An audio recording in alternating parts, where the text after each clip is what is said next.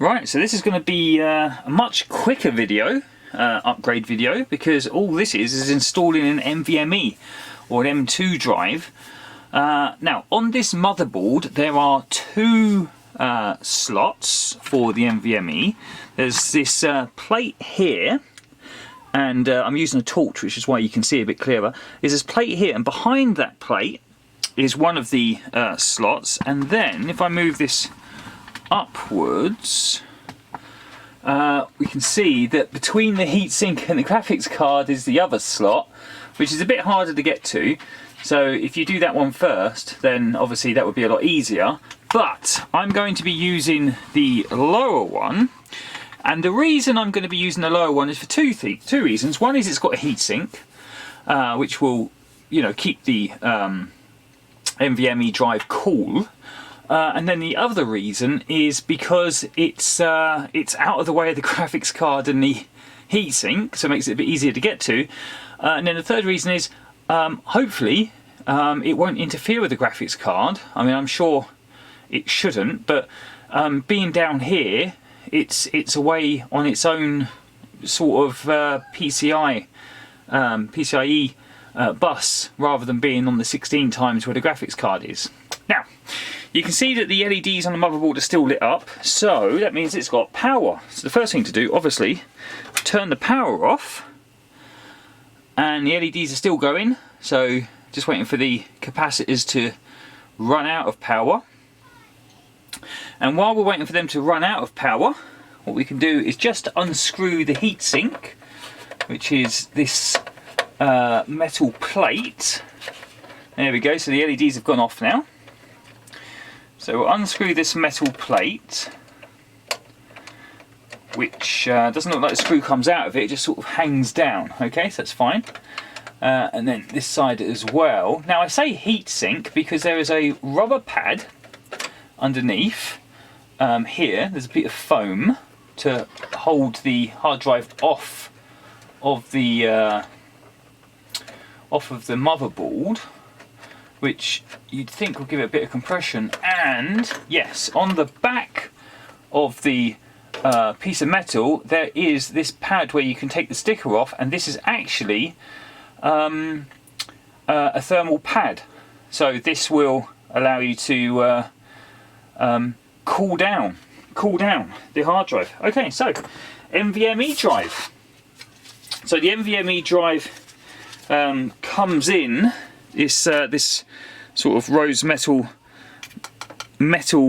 case, and then inside the NVMe is this tiny little drive, and it is pretty tiny. So if we see here the size of it, if I can get it in the camera, it's about the size of my 4 fingers, you see. Very, very small. So to put it in, all we need to do is put the, it's got a little notch, just put the notch in at an angle, and then you put it down. Now the problem is, obviously, there is an offset thing missing. Offset, I don't know what you call these things, but it's a little piece of metal that you get with the motherboard for spacing it out. So you need to screw that in first before you can put the drive in, or before you can finish putting the drive in. So we just take the drive back out. Now we know which one it is that we're dealing with, which is this one here. So we'll just screw this in then. There we go. Now it is a hex bolt, which means that you can bolt it down with a pair of pliers or something, but hand screwing it is probably enough. And then we can now put this back in. So just line it up, in it goes, and now that lines up, which means I can now put the screw in, and this tiny fiddly screw. Now normally I would take the PC off of the shelf and do this on the floor, but there's no real weight to this. It's just a bit fiddly. So that's, you know, it's not the end of the world to do it like this. So we'll just screw this in, and the screw is to keep it aligned, which is what I'm doing. So you won't see it for a second while I just put this screw in. And again, you say, well, why don't you cut this bit out like the other YouTubers? Well, it's so you can understand what it's like to do this in real time and just how frustratingly fiddly it can be. I mean, what's happening here is I'm trying to put the screwdriver in, which admittedly is the wrong kind of screwdriver. I say wrong, this screw gives you an option, but if you'd used the Phillips one, or if I'd used the Phillips one, then, but I can't find my Phillips one, then maybe the screwdriver would hold the screw in place a little bit better. So there we go. Wow, that is fiddly. Right, so, and done. So that is now the NVMe installed. So that's the NVMe installed. But we need to put the heat plate back on. The face plate, heat plate, whatever you call it.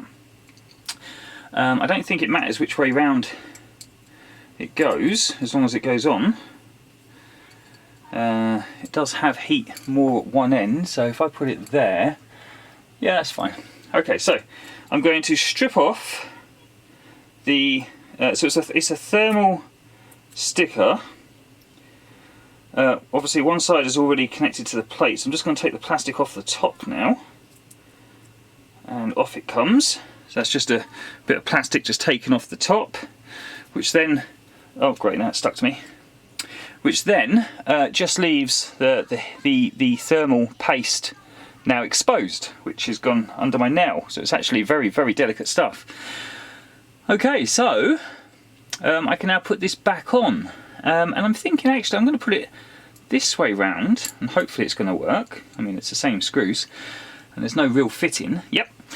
So it's got more heat plate thermal on the actual drive. So I'm just going to put one side in first to get it started. And again, if I had the Phillips drive, it would have been a bit easier. So that's that side in, and then I can then put the other side in.